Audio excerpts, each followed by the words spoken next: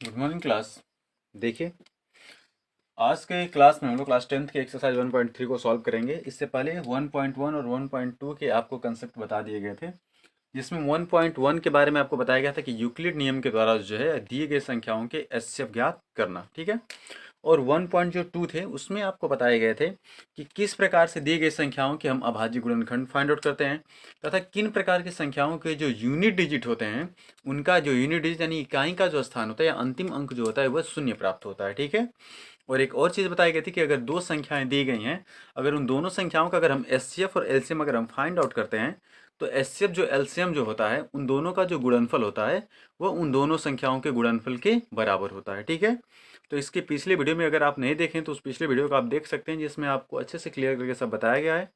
और first exercise यानी first lesson समाप्त होने के बाद आपको एक वीडियो और डाला जाएगा, जिसमें हर एक एक्सरसाइज के जितने इक्वेशंस होंगे सबसे एक एक दो दो इक्वेशन जो है सॉल्व करके बताया जाएगा। ठीक है, ताकि आपको किसी प्रकार के कोई भी डाउट्स न रहें। ठीक। तो वीडियो को पहले शुरू से लेकर के अंत तक आप अच्छे से देखें कि क्या बताया जा रहा है और क्या नहीं, और वीडियो को कहीं भी छोड़ करके जाए ना, ताकि आपको कोई भी कंसेप्ट ऐसा ना लगे कि हम भूल गए हैं। ठीक है। तो आज की एक्सरसाइज में हम लोग सीखेंगे कि अगर कोई संख्या दी गई है तो कैसे हम सिद्ध कर सकते हैं वो संख्या परिमेय है कि अपरिमेय है। ठीक है। तो सबसे पहले जो संख्याएं दी जाती हैं उसमें हमें पहले दो चीज़ पता होना चाहिए कि कौन सी संख्याएं परिमेय होती हैं और कौन सी संख्या अपरिमेय होती हैं। ठीक है। तो पहले हम जो ध्यान देते हैं कि जो संख्या परिमेय होती हैं उन्हें क्या कहते हैं, कैसे फाइंड आउट कर सकते हैं। तो आपको पता होगा कि जो संख्याएं p बाई क्यू के रूप में लिखी जाती है, ध्यान से देखिएगा कि जिन संख्याओं को हम p बाई क्यू के रूप में लिखते हैं और जहां q का मान 0 के बराबर नहीं होता है, इन संख्याओं को हम क्या बोलते हैं, तो परिमेय संख्या बोलते हैं। क्या बोलते हैं हम लोग, परिमेय संख्या बोलते हैं। लेकिन जो संख्याएं p बाई क्यू के रूप में नहीं लिखी जा सकती, ठीक है, अर्थात वहां पर q का मान क्या हो सकता है, 0 हो सकता है, तो उन संख्याओं को क्या बोलते हैं, अपरिमेय संख्या कहते हैं। क्या कहते हैं, अपरिमेय संख्या। जैसे अंडर रूट की कोई संख्या ले ली जाए, इनफाइनाइट ले लिया जाए, ये पाई ले लिया जाए, ये सभी संख्याएं कैसी होती हैं, अपरिमेय होती हैं। कैसी होती हैं, अपरिमेय होती हैं। ठीक है। जितनी भी रूट की संख्या ली जाए, जैसे मान लीजिए कि अंडर रूट 3 कैसी है, अपरिमेय है। रूट 5 ये भी कैसी होगी, अपरिमेय होगी। इसके अलावा जैसे मान लीजिए कि 1/√2 ले लेंगे तो ये भी कैसी होगी, अपरिमेय होगी। मतलब अगर रूट में, क्यूब रूट में कोई भी संख्या मिल जाए और अगर उसका रूट फाइंड आउट ना हो तो संख्याएं कैसी होंगी, अपरिमेय होंगी। जैसे मान लीजिएगा हम दो संख्या लेकर पहले समझ लेते हैं। जैसे कर देखिए, जैसे मान लीजिए कि हमने कहा कि परिमेय जिन्हें p बाई क्यू के रूप में लिख सकते हैं। जैसे मान लीजिए कि कड़ी में, जैसे मान लीजिए कि 4 बटे में कितना लिख दिया गया, मान लीजिए कि 9 हमने लिख लिया। अब कहेंगे कि ये परिमेय है कि अपरिमेय है, तो पहले आप ध्यान दीजिएगा कि अगर स्क्वायर रूट में लिखा है या क्यूब रूट में लिखा है तो पहले उसे हम मिनिमम वैल्यू उसकी फाइंड आउट करते हैं। मतलब क्या उसका स्क्वायर रूट निकल सकता है, क्या उसका क्यूब रूट फाइंड आउट हो सकता है। तो जैसे आपका लिखा गया है कि 4/9, इसमें 4 जो है इसका जो स्क्वायर रूट क्या निकलता है, तो 2 निकल जाता है। और 9 का स्क्वायर रूट क्या निकल जाता है, तो 3 निकल जाता है। क्या 2/3 को और भी न्यूनतम रूप में लिख सकते हैं, हम नहीं लिख सकते, क्योंकि दोनों नंबर हमारे क्या है, अभाज्य, दोनों अलग अलग हैं। तो यही हमारी संख्या किस रूप में निकल गई, 2/3 यानी p बाई क्यू के रूप में। और जब भी कोई संख्या p बाई क्यू के रूप में निकल जाती है तो उसे हम कैसी संख्या बोलते हैं, कि परिमेय। कैसे बोलेंगे बाबू, परिमेय बोलेंगे। वही मान लीजिए कि रूट में अगर हम लिख देंगे कि 3/4, क्या लिख दिया हमने, 3/4 लिख दिया। अब यहाँ से फाइंड आउट करिए, देखिए 3 का स्क्वायर रूट निकलता है, जी नहीं निकलता है, तो इसलिए इसको हम क्या लिखेंगे, 3। और 4 का स्क्वायर रूट क्या निकलता है, 2, तो हो गया अंडर रूट 3/2। अब अंडर रूट 3/2 कैसी संख्या है, तो यह एक अपरिमेय संख्या है। कैसी संख्या है, अपरिमेय संख्या है। अब अगर यहाँ से अगर हम ध्यान से अगर हम देखें, अब इन दोनों चीज़ों को अगर हम ध्यान से अगर समझना की कोशिश करते हैं, तो यहाँ पर देखिए हमने 2 को जो फाइंड आउट किया तो स्क्वायर रूट निकल गया किसका, 4 का, लेकिन 3 का निकला है नहीं। अब 3 कैसी संख्या है, अपरिमेय, इसलिए यह पूरी संख्या कैसी मानी जाएगी, अपरिमेय मानी जाएगी। ठीक है। कोई भी संख्या तब तक परिमेय नहीं हो सकती जबकि उसके अंश व हर यानी p और q दोनों मान पूर्ण रूप से स्वतंत्र न हो। एक और एग्जांपल लेते हैं। जैसे मान लीजिए हमने कड़ी में लिख लिया, जैसे मान लीजिए कि 125, अब बटे मान लीजिए कि हमने लिख लिया 144 फॉर एग्जाम्पल, ये हमने कर लिया। अब 125 का अगर हम स्क्वायर रूट निकालना चाहें तो 125 का स्क्वायर रूट क्या निकल जाता है, 25 निकल जाएगा, नहीं निकल पाएगा। तो 125 को क्या लिखेंगे, 5√5 निकल लिख सकते हैं हम लोग। और 144 का स्क्वायर रूट क्या निकल जाएगा, तो 12 निकल जाएगा, है कि नहीं बच्चा। अब ध्यान दीजिए 12 कैसा है, स्वतंत्र है, लेकिन √5 कैसी होगी, अपरिमेय होगी। ये तो परिमेय होगी केवल 12, लेकिन √5 कैसी होगी, अपरिमेय होगी। अर्थात ये पूरी संख्याएं अब कैसी मानी जाएंगी, अपरिमेय मानी जाएगी। कैसी मानी जाएंगी, अपरिमेय। अब एक तीसरा ले लीजिए, जैसे मान लीजिए 49/64 हो गया। अब 49 का स्क्वायर रूट निकालेंगे तो क्या निकल जाएगा हमारा 7 निकल जाएगा। और 64 का स्क्वायर रूट क्या निकल जाएगा तो 8 निकल जाएगा। अब बताइए 7/8 क्या इसका और भी कोई मिनिमम या न्यूनतम रूप हो सकता है? जी नहीं हो सकता ना, क्योंकि 7 जो है अब सॉरी विषम संख्या है और 8 कैसी सम संख्या है, और कभी भी सम संख्याएं विषम संख्याओं को डिवाइड नहीं करती हैं, यानी ये इनका सबसे छोटा प्रारूप हो गया।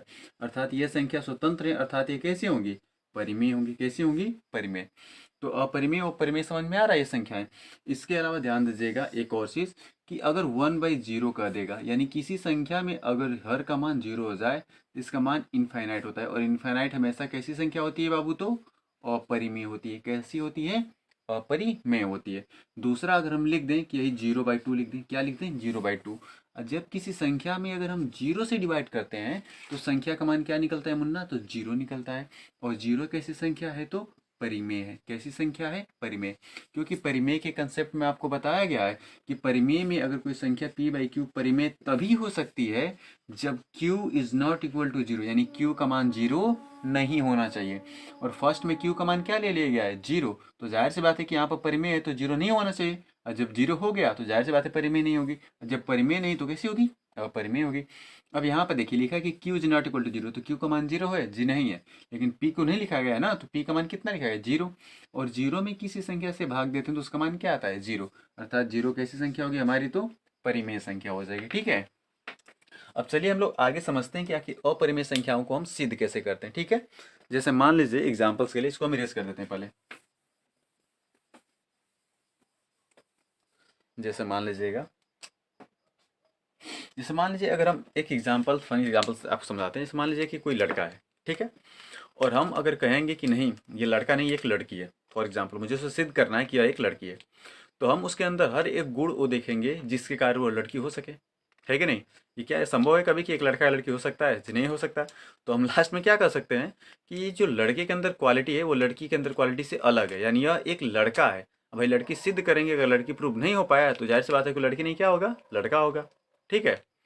छोड़िए ये एग्जाम्पल थोड़ा सा अलग लग रहा है, तो आपको एक दूसरा एग्जाम्पल देते हैं। जैसे मान लीजिएगा अगर हमारे पास लाल कोई पेंट है, लाल रंग का कोई कलर है, ठीक है, और मान लीजिए कि हम कहें कि नहीं ये लाल नहीं ये काला है, ये लाल कलर नहीं, कैसा हो गया? ये काला रंग है। तो लाल रंग को कभी भी हम काला तो कह नहीं सकते। अगर कहने का प्रयास करेंगे तो वही हमारी परिकल्पना जो हम कह रहे हैं वो क्या है? बिल्कुल गलत है। तो सिंपल लॉजिक है, यही हम इसमें फाइंड आउट करेंगे। ठीक है। कोई संख्या अगर देगा और कहेगा कि यह अपरिमेय है, कैसी है? अपरिमेय।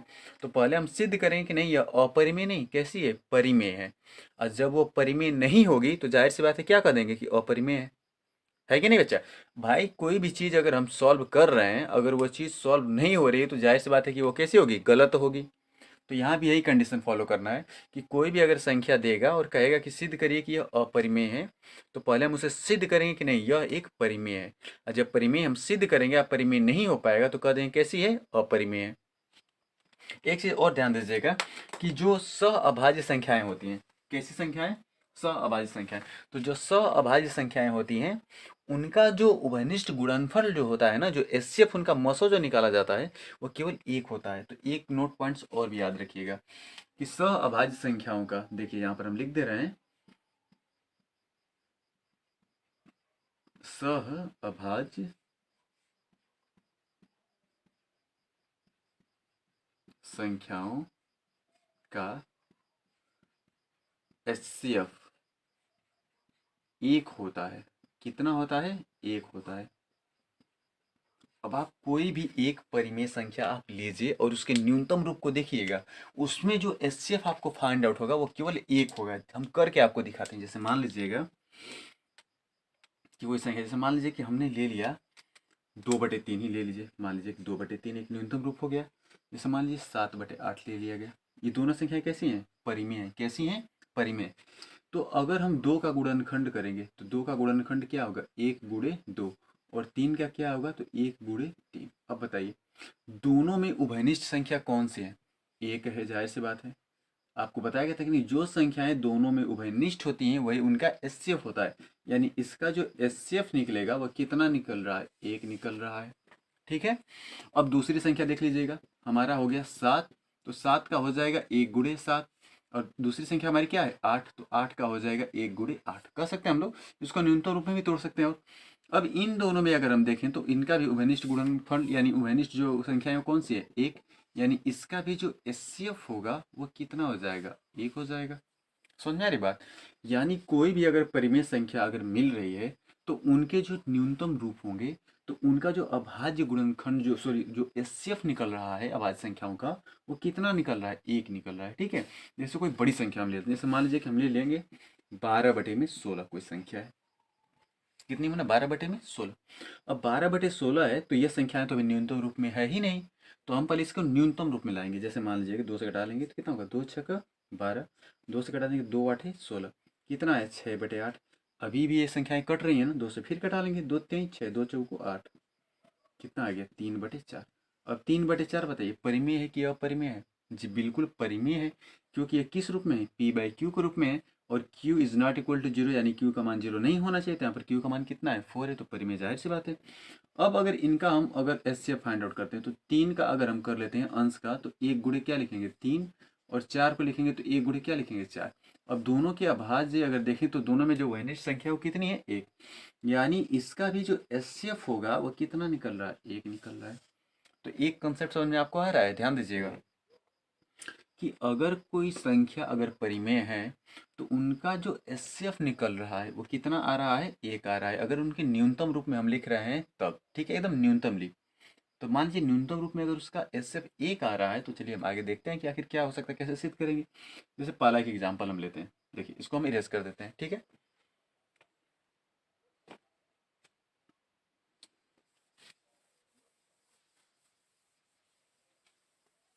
जैसे मान लीजिएगा हमारा पहला एग्जाम्पल है, जैसे कि कह देगा कि सिद्ध कीजिए, ठीक है, कह देगा कि सिद्ध कीजिए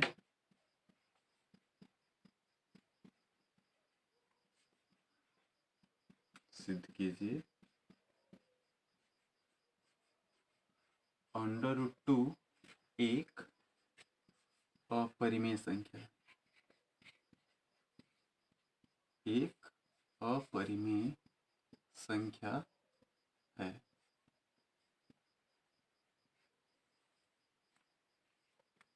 हमें सिद्ध करके दिखाना है कि √2 एक ऐसी संख्या है अपरिमेय संख्या है। अभी हम आपको बोले हैं कि जो संख्या हमें सिद्ध करनी है हम उसका विपरीत मानेंगे, यानी सिद्ध हमें क्या करना है, अपरिमेय, तो मानेंगे कि ये संख्या कैसी है, परिमेय। और जब परिमेय नहीं सिद्ध होगी तो कह देंगे कि कैसी होगी, अपरिमेय होगी। जाहिर सी बात है भाई, जो चीज़ हम सिद्ध कर रहे हैं अगर वो चीज़ नहीं हो रहा है तो यानी कि वो होगा नहीं। जब हम परिमेय सिद्ध करेंगे अपरिमेय होगा नहीं तो क्या कह देंगे कि ये अपरिमेय है, ठीक है।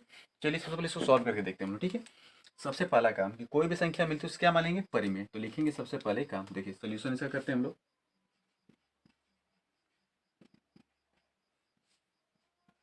लिखेंगे कि माना √2 एक परिमेय संख्या है। कैसी संख्या है मुन्ना, परिमेय संख्या है।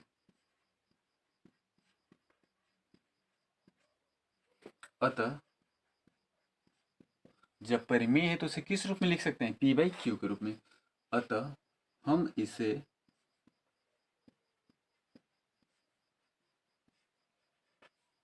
p/q के रूप में लिख सकते हैं।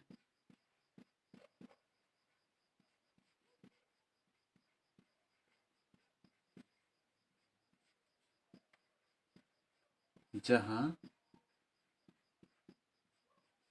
p व q दो सह अभाज्य, कैसे बाबू, सह अभाज्य, इंग्लिश में को प्राइम सहभाज्य संख्या है।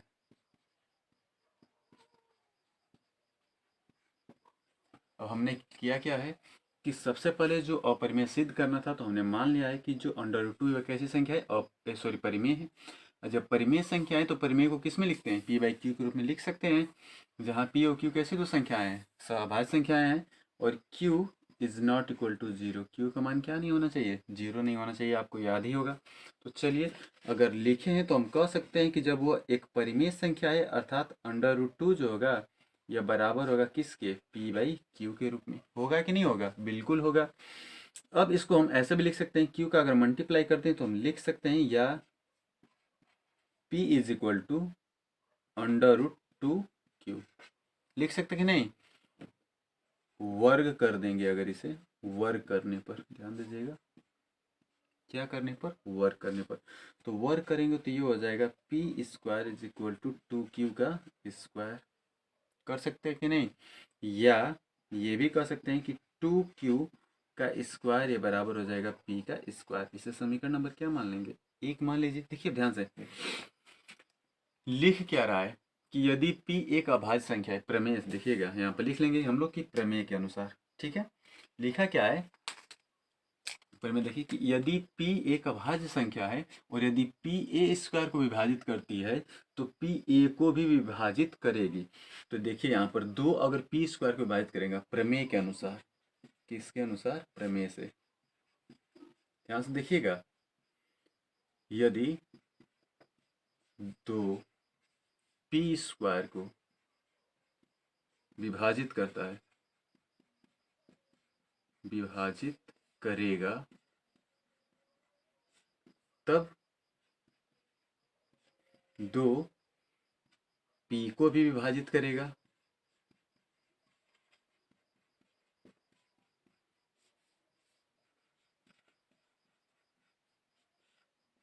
ठीक है। यदि दो पी स्क्वायर को विभाजित, जैसे मान लीजिए कि p बराबर कोई नंबर ले लीजिए, आप ध्यान से देखिएगा, दो जो है कह रहा है कि दो अगर पी स्क्वायर को विभाजित कर रहा है, यानी p बराबर कोई ऐसा नंबर होगा जो दो से कट रहा हो, तो p से जो दो से कटने वाले नंबर कौन हो सकते हैं, दो या चार होगा। तो अगर हम p बराबर दो का वर्ग कर लें तो दो का वर्ग कितना होगा, चार, तो दो से चार कट रहा है कि नहीं, कट जाएगा, और जो दो है वो दो से क्या होगा, खुद कटेगा। तो जब कोई संख्या का वर्ग अगर उससे कट रहा है तो जाहिर सी बात है कि उसमें जो संख्या होगी वो भी उससे क्या होगी, कटेगी। जैसे 5 से अगर क्यू स्क्वायर कट रहा है, 5 से क्यू स्क्वायर कट रहा है, यानी क्यू कोई ऐसी संख्या होगी जो 5 से कट रही हो, तो 5 से संख्या वही कट सकती है जो 5 की क्या होगी, गुणज होगी। अब यहाँ पर वही चीज कर रहे हैं हम लोग। अब यहाँ से लिखेंगे कि पुनः, ध्यान दीजिएगा, अब लिखेंगे कि पुनः जहाँ p है, p या बराबर कोई गुणज ले लेंगे, भाई दो से कट रहा है तो दो से कटने वाला गुणज क्या हो सकता है, 2m हो सकता है। भाई हमने लिखा है कि p स्क्वायर को दो से विभाजित होता है, सॉरी ऐसे लिखिए, दो से p स्क्वायर को विभाजित किया जाता है, यानी p का मान कोई ऐसा संख्या होगा जो दो का गुणज होगा। जैसे 2m अगर हम ले लेते हैं तो m का मान अगर हम एक रखेंगे तो दो एकम में दो, दो रखेंगे तो चार, तीन रखेंगे तो छः। अब दो चार छः ये जो संख्याएं हैं वो दो से कट सकती हैं कि नहीं कट सकती हैं, कट सकती हैं। और जब दो दो से कट सकता है तो दो का वर्ग कितना होगा, चार, चार भी दो से कटेगा, चार का वर्ग 16, तो दो से 16 भी क्या होगा, कटेगा। छः का वर्ग 36 हो जाएगा, तो 36 भी दो से क्या होगा, कट जाएगा। इसलिए हमने क्या किया है कि जब ये संख्याएं कट रही हैं, इसलिए मैंने p का मान जो है दो का गुणज कितना ले लिया है, 2m रखने पर, यहाँ से रख लेंगे 2m रखने पर। और जब 2m यहाँ पर आप रखेंगे तो ध्यान दीजिएगा हमारा क्या मान निकलेगा, चूंकि 2q square is equal to p का मान क्या है, 2m, p बराबर क्या लिया गया है, 2m। तो ये मान अगर हम रख लेते हैं यहाँ पर तो 2m का भी स्क्वायर, यानी 2q स्क्वायर बराबर 2 का वर्ग 4m का स्क्वायर, इससे ये क्या होगा, कट जाएगा, यानी कि q स्क्वायर ये बराबर हो जाएगा 2m का स्क्वायर। अब इसे हम समीकरण नंबर जो है हम क्या मान लेते हैं, दो, या और करके ऐसे लिख सकते हैं कि 2m का स्क्वायर ये बराबर q का स्क्वायर, समीकरण नंबर क्या हो गया, दो। यहाँ भी लिखेंगे चूंकि प्रमेय से, क्या लिखेंगे, प्रमेय से, देखिए प्रमेय से एक ही चीज़ है, हम बार बार लिख नहीं रहे, बस आपको समझाते हैं, ध्यान दीजिएगा। प्रमेय से हम क्या लिखेंगे, यदि दो क्यू को विभाजित कर रहा है, यदि दो किसको विभाजित कर रहा है, क्यू स्क्वायर को, देखिए यदि दो क्यू स्क्वायर को विभाजित करता है, क्यू स्क्वायर को क्या करता है, विभाजित करता है, और जब दो क्यू स्क्वायर को विभाजित करता है तो हम कह सकते हैं कि दो क्यू को भी विभाजित करेगा, क्यू को भी विभाजित करेगा।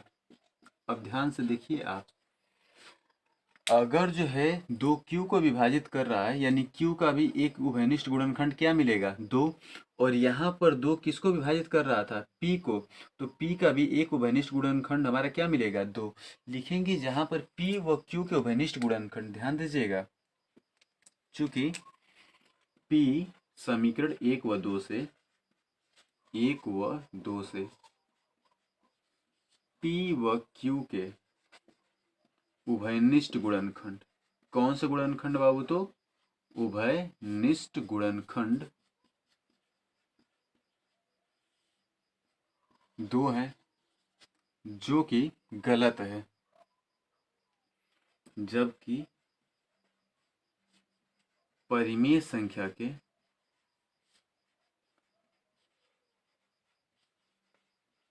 उभयनिष्ठ गुणनखंड यहां लिख लेते हैं हम लोग, उभयनिष्ठ गुणनखंड केवल एक होंगे, अर्थात यह परिकल्पना गलत है,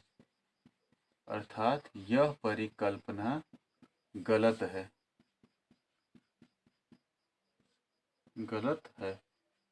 अतः √2 एक परिमेय नहीं बल्कि अपरिमेय है।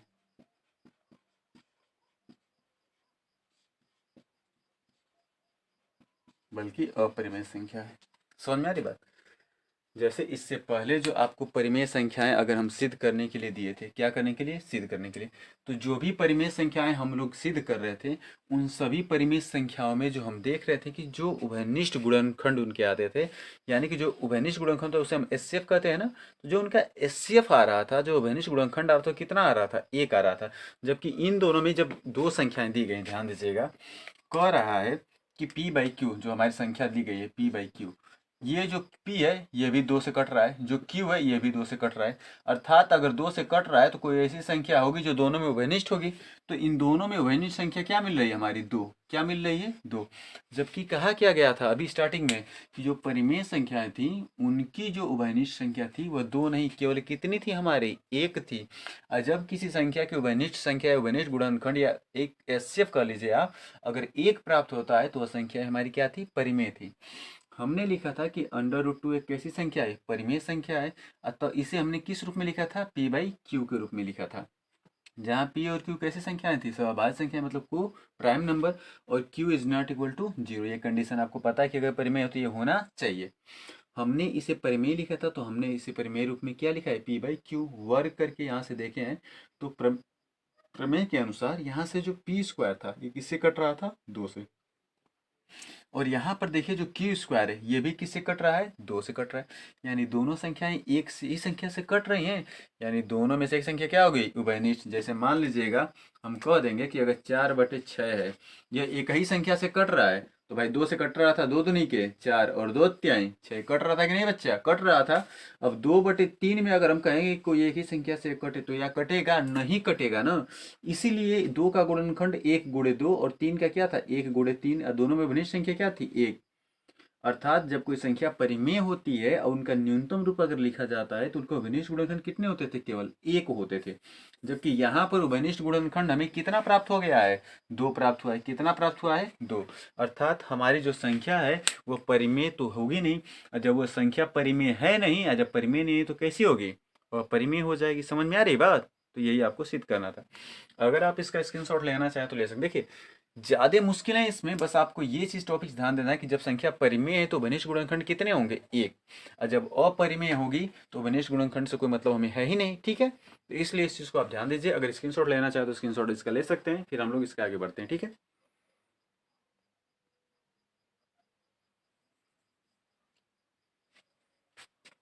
चलिए हम लोग इसे मिटा देते हैं, फिर अगला देखते हैं क्वेश्चन। कुछ और भी चीजें इसमें क्या देंगी, जैसे मान लीजिए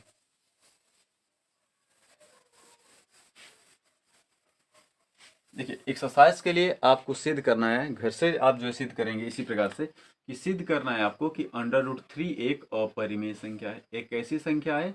एक अपरिमेय संख्या है। ठीक है, एक अपरिमेय संख्या है। बिल्कुल जो लॉजिक आपको दिया गया था इसी के थ्रू आपको सिद्ध करना है। ये आपको जो है घर से सिद्ध करना है और कमेंट बॉक्स में बताइएगा कि आप सिद्ध कर पा रहे हैं कि नहीं कर पा रहे हैं, ठीक है। तो ये आपको घर से करना है। चलिए एक और हम लोग आगे जो एक और दूसरी संख्या ले लेते हैं, ठीक है। दूसरे तरीके से भी कुछ चीज़ें आपको दी जाती हैं सॉल्व करने के लिए, तो हम लोग दूसरा तरीका जो है देख लेते हैं कि आखिर दूसरे तरीके से कोई संख्या दी जाती है तो हम कैसे सॉल्व करेंगे, ठीक है। तो चलिए,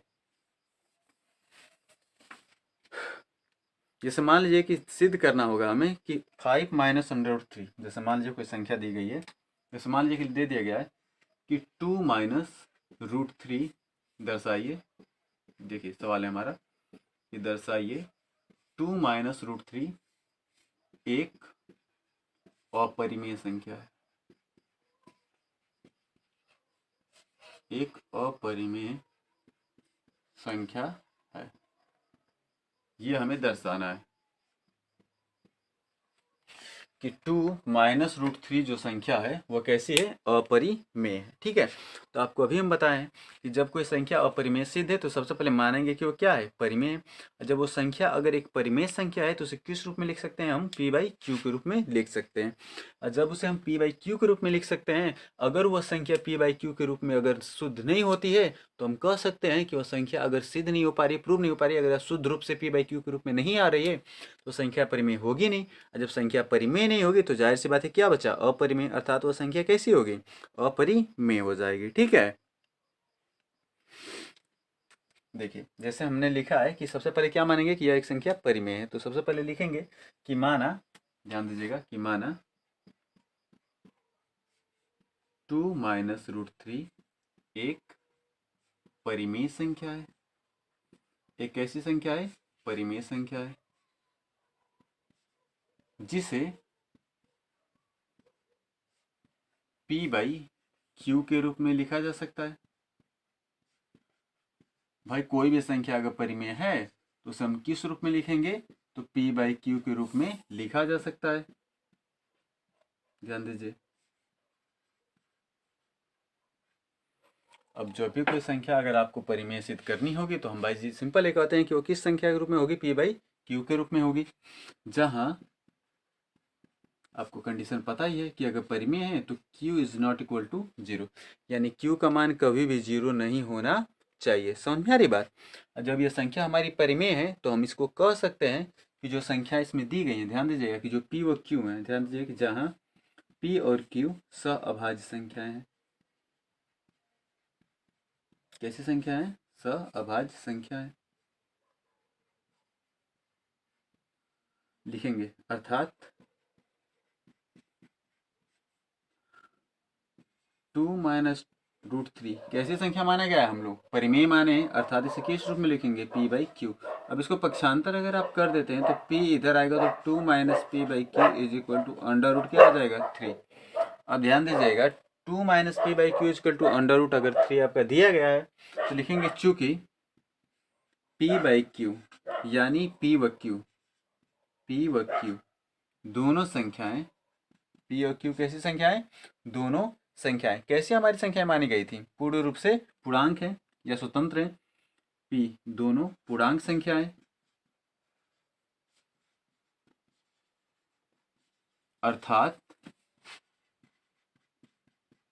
जब p बाई क्यू परिमेय है, अर्थात कह सकते हैं कि 2 माइनस पी बाई क्यू भी एक परिमेय संख्या होगी। एक कैसी संख्या होगी, परिमेय संख्या होगी। जबकि आपको पता है चूंकि अंडर रूट 3 परिमेय संख्या की अपरिमेय संख्या है, कैसी संख्या है, अंडर रूट 3 कैसी संख्या है, परिमेय है कि अपरिमेय है, बताइए आप। अरे भाई अपरिमेय संख्या है, आपको बताया गया है ना। चूंकि अंडर रूट 3 भी एक परिमेय संख्या होनी चाहिए। ध्यान दीजिएगा ये पूरी वैल्यू, ये वैल्यू बराबर किसके है, अंडर रूट 3 के बराबर है। और हमने अभी सिद्ध किया, माना क्या है कि ये पूरी संख्या एक कैसी है, देखिए जब p बाई क्यू एक परिमेय है तो परिमेय के साथ जुड़ी हुई संख्या भी कैसी होगी, परिमेय ही होगी, इसलिए पूरी संख्या कैसी है, अब परिमेय। जब ये परिमेय है तो ये भी क्या होना चाहिए, परिमेय होना चाहिए। चूंकि अंडर रूट 3 भी एक परिमेय संख्या होगी, होगी कि नहीं बच्चा, जाहिर सी बात है, अरे भाई ये परिमेय तो ये भी क्या होगी, परिमेय होगी। तो अर्थात चूंकि यह कथन, भाई ये तो परिमेय है ही नहीं, तो लिखेंगे चूंकि यह कथन विरोधाभास है। विरोधाभास है, विरोधाभास नहीं तो आप कह लीजिए कि ये कथन कैसा है, गलत है। ठीक है, अर्थात √3 एक अपरिमेय संख्या है। कैसी संख्या है, अपरिमेय संख्या है। ठीक है, हम लोग क्या माने हैं, सबसे पहले कि सिद्ध करना है कि 2 - √3 एक अपरिमेय संख्या है। हमने माना है कि यह संख्या कैसी है, परिमेय। हमने आपको सिंपल कहा है कि जो दे रहा है उसका उल्टा मानकर आप सिद्ध करिए। अगर वो ऐसा सिद्ध नहीं हो पा रहा है, जाहिर सी बात है कि वह उसके विपरीत ही है। तो पहले माना है कि यह एक परिमेय संख्या है। अब परिमेय तो किस रूप में लिखेंगे, p/q के रूप में, जहां पर q का मान कभी भी 0 नहीं होना चाहिए। और p और q कैसी संख्याएं थी, तो सअभाज्य संख्या। अगर ये परिमेय है तो ये पूरा मान बराबर किसके होगा, p/q के। हमने 2 को इधर पक्षांतर कर दिया तो 2 - p/q बराबर कितना बच गया, √3। क्योंकि p/q कैसी संख्याएं थी, दोनों पूर्णांक संख्याएं थी। अर्थात जो है अगर p/q परिमेय है, अर्थात ये पूरी संख्या भी कैसी होगी, परिमेय। और जब ये पूरी संख्या परिमेय है तो भाई ये भी संख्या अब जब बराबर उसके है तो परिमेय होनी चाहिए। अर्थात √3 भी कैसी संख्या होगी, परिमेय संख्या होगी। लेकिन यह कथन कैसा है, विरोधाभास, मतलब गलत है, क्योंकि √3 कभी भी परिमेय नहीं हो सकती। इसलिए √3 जो है एक परिमेय नहीं, कैसी संख्या होगी, अपरिमेय होगी। भाई हम परिमेय सिद्ध कर रहे थे, परिमेय नहीं हो पाया, और जब परिमेय नहीं है तो कैसा होगा, अपरिमेय हो जाएगा। ठीक है, अगर आप इसका स्क्रीनशॉट लेना चाहें तो स्क्रीनशॉट ले सकते हैं, और ध्यान समझने के लिए आप इसे प्रैक्टिस कीजिए। ठीक है, एक दो बार अगर आप इक्वेशंस को ट्राई करते हैं इसे समझने के लिए तो आप इक्वेशन आसानी से लगा सकते हैं। ठीक है, चलिए, तो आज के वीडियो में बस इतना ही। इसके बाद हम लोग अगले वीडियो में मिलेंगे शांत व अशांत जो दशमलव पूर्णांक के साथ। और आप चिंता ना करें, जब लास्ट वीडियो आपके इस लेसन का, फर्स्ट लेसन का, जब आपको जो कंसेप्ट से सब बताकर खत्म कर लिया जाएगा, तो लास्ट विजन में जब आपको जो मिसलिनियस क्वेश्चन, यानी हर एक एक्सरसाइज के क्वेश्चन जब दिए जाएंगे तो उसमें जो भी डाउट्स होंगे सब अच्छे से आपके क्लियर हो जाएंगे। ठीक है, तो आप जो है वीडियो को शुरू से लास्ट तक देखें और अच्छे से इसको समझें। ठीक है, चलिए आज की वीडियो में इतना ही, अगले वीडियो में फिर मिलेंगे, तब तक के लिए धन्यवाद।